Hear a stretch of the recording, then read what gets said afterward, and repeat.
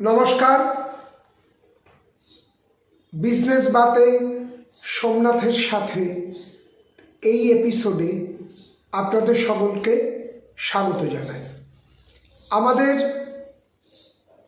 চ্যানেলটিকে সাবস্ক্রাইব করে bell icon টিপে নিয়মিত অনুষ্ঠান পেতে সঙ্গে থাকুন। আমাদের এই এপিসোডের আজকে যে এই মুহূর্তে আমরা আলোচনাটা করব একটি নতুন বিষয়। আমরা জানি সবাই হয়তো বিষয়টা বা আমরা নজর করি, কিন্তু এইভাবে হয়তো আমরা সেটিকে নিয়ে ভাবছি না।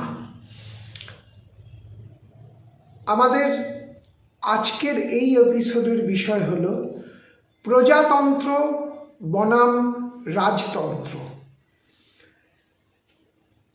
আমাদের যে ভারতবর্ষের রাজনৈতিক যে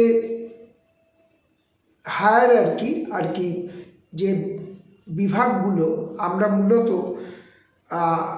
জানি, যার মাধ্যমে ভারতবর্ষের সমগ্র গণতান্ত্রিক বিষয়টি চলছে, একটি হলো এক্সিকিউটিভ অর্থাৎ প্রশাসনিক দিক, লেজিসলেটিভ অর্থাৎ আইনসভার একটা নিয়ন্ত্রণ, এবং জুডিশিয়াল অর্থাৎ বিচার বিভাগীয় আরেকটি নিয়ন্ত্রণ। আমরা যদিও চতুর্থ আরেকটি স্তম্ভ কথা জানি, সেটা হলো মূলত আমরা মিডিয়াকে ধরি। আমি ওই প্রসঙ্গটায় পরে আসছি।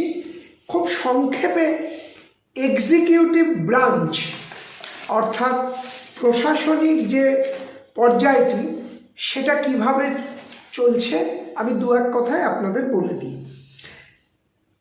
রাষ্ট্রপতি, উপরাষ্ট্রপতি এবং মন্ত্রিসভা প্রধানমন্ত্রীর নেতৃত্বে এই এক্সিকিউটিভ ব্রাঞ্চের বিষয়টি দেখেন, এবং প্রধানমন্ত্রী নিজে এই প্রশাসনিক দিকের সর্বময় কর্তা হিসাবে রয়েছেন।